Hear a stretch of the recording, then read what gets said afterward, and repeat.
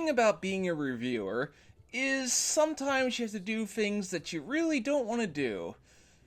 This series, how can I say? I have what can be described as a love-hate relationship.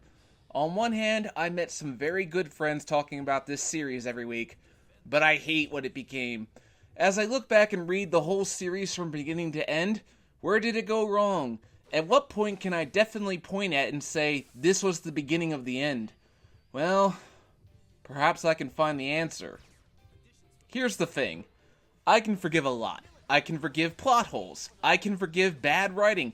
And God help me, I can even overlook assholes. If in the end, I smile at the end of the story. All I ask is that I'm happy I watched or read the series, that I can look back on it with fond memories. But when Naruto's final page hit, I can safely tell you one thing. I was not smiling. That's not to say the series did badly financially. Unlike, say, Bleach, which fell off the top sales and into obscurity, Naruto's sales were fairly steady. Of course, that meant even after the series ended, they were going to continue it, and that's where Boruto comes into play. Now, for the record, no, I have not seen Boruto, I am not interested in watching it. The way Naruto concluded didn't exactly encourage me to follow any sequels. I've heard varying stories about how well it's doing. Some say it's doing very well, and some say it's doing very poorly. Me, don't know and don't care. I simply am not interested in it either way. So this series will most likely not cover anything from Boruto. Also, a little disclaimer, I'm doing this sub-series on my own time because I have very, very personal reasons for doing so, but we'll get into that later. To first understand why Naruto fell from grace, we must first see why it drew praise to begin with. After all, while this is a rise and fall of Naruto, it's just as in many ways a rise and fall of Masashi Kishimoto the series offer. Masashi Kishimoto is a hard nut to crack. From what I can find, I know that in 1999, he was a struggling mangaka trying to have a breakthrough series. It wasn't until he worked with his then editor Sosuke Yahagi that Kishimoto was able to find success. A series about a young boy was pitched. I know there were certain pitches that didn't make the cut, but eventually it became a story about a boy trying to become a ninja. However, Kishimoto hit a snag. The story fell to a crawl, so his editor suggested that he give his main character a rival who would push Naruto. From then, it became easy to plot the story, and a heroine was added to fill the gap. The story begins in the Hidden Leaf Village, or Konoha if you prefer. Konoha is one of the 5 major hidden villages in the shinobi world. The 3rd Hokage serves as the head of the village. Narration tells us of how the 4th Hokage sealed away the Nine-Tails Demon Fox, or Kyuubi if you will. We meet a young boy named Uzumaki Naruto, who is a troublemaker. He doesn't have a family, but he has one supporter in the name of his teacher, Iruka. We see that Naruto is a very lonely boy. He doesn't have a family to go home to. Through some shenanigans, Naruto ends up stealing the secret scroll that tells of a secret technique. Iruka finds Naruto first, but Mizuki appears and tells Naruto the real truth. He is the Nine-Tailed Demon Fox. This almost breaks Naruto, but Iruka wins Naruto with an impassioned speech, and it's a fine introduction to Naruto's character. He's a troublemaker, but we also see why he felt that way and why it was so easy to sympathize with him. The other 2 main characters are introduced quickly and informally by comparison. First up is Haruno Sakura, a pink-haired girl who Naruto has a crush on, but she in turn has a crush on his rival, Uchiha Sasuke, who, I'm gonna be blunt, I really don't like this kid. Anything that goes wrong with the series, and I guarantee you that this kid is one of the reasons. So basically we have the relationship set up and we see how it impacts them. There's a love triangle there, and it's not very well resolved in the end, but that's shipping talk and I'm not getting into that just yet. I'll have plenty of feelings on how it was all handled, but I'll be keeping quiet for now. They meet their sensei, Itachi Kakashi, who I will have some strong words for later on. For now, though, he does have a cool introduction, and he does set the tone well when he tells his students that, really, at the end of the day, while they may do cool things, people do die. Team 7, as they are coined, are completely unable to work together, and it is Sasuke who makes that decision to do so. The beginning arc, The Land of the Waves, gives us a chance to see what these characters can do.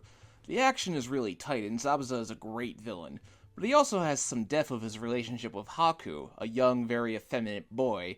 There really was a grit to the fight scenes this early on that sadly became lost as time went on. This arc we do start to see the beginnings of Naruto and Sasuke beginning their bond, but sadly this is all we would get. It's a good beginning, but it's not enough. However, the ending where they name the bridge after Naruto is a nice moment because it feels earned. Unfortunately, this next decision would prove to be to the series' detriment. Instead of showing Team 7 going on their missions and gradually becoming friends, we are only told they were going on missions. We really needed some smaller arcs that focused more on them getting to know each other. Which, apparently, Kishimoto wanted to do, but his editor said no. This will become a reoccurring problem. We are then introduced to more characters, which include the other teams of Konoha, who, to be honest, don't really get much screen time later on, unless your name is Shikamaru. We are also introduced to Gaara, who as time goes on we proceed to learn is basically Naruto but without having Iruka to look after him. What's great about this arc is that we are introduced to various conflicts that all add to a bigger story. Things like Neji's family drama where he is cursed to give his life and can't escape his fate, the state of Gaara and how poorly he was treated, and how Naruto and Sasuke are victims of not having parents. See, this arc is where we had themes of underdogs versus destiny, hard work versus naturally talented. Are those who have no bloodline cursed to become losers? According to this arc, the answer is no. You can change your destiny with hard work.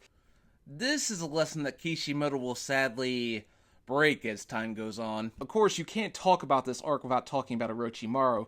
This guy is seriously creepy. He puts a seal on Sasuke that will come into play later. The first arc we had a corrupt businessman as a villain, but with Orochimaru we had a malevolent schemer with a connection to the Hidden Leaf Village. It's why his confrontation with the third Hokage is so memorable. The third Hokage dies, but not without stealing Orochimaru's arms away. Orochimaru elevated the series, as now we had a reoccurring bad guy that would tempt one of the main characters to the dark side. The Search for Tsunade arc introduces us to Itachi, who really comes off as scary and intimidating here. Itachi serves as a reminder of what Sasuke could have become. The Uchiha massacre is set up as this big mystery. Why did Itachi murder his clan? Was it for power? Did he have an ulterior motive? Was he helped? All serve to remind us the dark secrets of the shinobi world. Itachi's arrival also serves as the introduction of the Akatsuki organization, who basically exist to remind us that despite Orochimaru being the primary villain, there is a far more sinister organization that our heroes will have to deal with. Having already met Jiraiya in the Chunin exams, this is where we get introduced to Tsunade. This is where the series begins its themes of the previous generations, and how relationships repeat themselves throughout the series. Jiraiya is a hilarious character who has a good rapport with Naruto, and the legendary Sanyon's dynamic is similar to Naruto, Sasuke, and Sakura's dynamic. However, I wonder if this would have happened because, according to an interview with Kishimoto after the series had ended, he wasn't sure how to end the Chunin exams, but was told by his editors to create a villain named Orochimaru to disrupt the tournament, which... yeah, that puts a damper on things. But as long as we're talking about the theme of parallels, Naruto and Sasuke's journeys parallel each other. While Naruto is changing people with his way of never give up attitude, Sasuke is becoming a darker character. As Naruto grows stronger and stronger, Sasuke feels he is falling further and further behind. Thus sets up their duel in the Rescue Sasuke arc. You see, the thing about Naruto and Sasuke is that while they are very different from one another, they are very similar in many ways. They are two sides of a coin. Thus, their fight at the end manages to resonate because of how far both of them have come from the beginning, and when Sasuke leaves Naruto, you do feel the bond being broken. Now for a quick analysis of the main characters. We'll start with Naruto. Naruto is a little bit of a brat, but yet, as I said, we see why he does what he does. He wants acceptance. All he wants is to be acknowledged. While he is a little annoying at times, he has a good heart, and that's why so many people became gravitated to him. You want to see him win. He was the underdog. That's what made him so appealing. Basically, he's everything Sasuke is not. Where can I begin with Sasuke? As I said, I really don't like this kid. At this point in the series, he wasn't too bad. He was actually pretty bearable, mostly because when he was around Naruto, he had someone that gave him some volume outside of the brooding emo loner bit. His whole story is that he was born in the prodigy, but then his aloof older brother slaughtered everyone he ever cared about, so you could still kinda sympathize with him. Unfortunately, as time goes on, Sasuke becomes a completely unbearable and unlikable character. Reasons I'll get into when the time is right. Sakura is frustrating. I must admit I don't hate her the way so many other people do. She doesn't really have a good beginning, but we do see some positive attributes of her. It's hard to talk about Sakura without getting into shipping territory, and rest assured my thoughts on that whole fiasco will come. Not really looking forward to it because of the shitstorms that creates, but I have things I need to say. I will say this, her only real problem is her obsession with Sasuke. What she sees in the emo cunt, I will never know. There were times it seemed like he would save Sakura's character, but... not yet. Not yet. As for Kakashi, I have some words I'd like to say about him, but that'll be at the end. You see, part 1 holds up to me because at its core, it was a story about a boy trying to prove himself. It was a story about growing up, how all these kids were learning how to become adults, about how the world is not so ideal, but with a little luck and a little work, you can make a difference. The reason why Naruto became so popular is because Kishimoto did just enough to make you care about what his characters were going through. It's not about the fight scenes, it's not about how cool the jutsus are, it's about this. When Naruto gives the 4th Hokage a thumbs up, we do it with him. We want to see how this journey ends. So far, the journey has been worth it. And it never will be again. Kishimoto's series was a success. He went from a nobody to a superstar manga artist overnight. He was single when he started the manga, and in 2003 he got married and had kids. But he seemed to have a view that all the characters in Naruto were his children, and that just makes foreknowledge of some of the things that happened all the more sadder. That's part 1. This was more of an introduction than anything else. As I continue reading through the series, I really dread what these videos are going to become. I'm really not looking forward to critiquing the war arc. These videos will be done on my own spare time. I have so many other projects to do, not to mention reading, taking notes of a manga chapter, writing the script. For better or for worse, I'm in for quite the ride.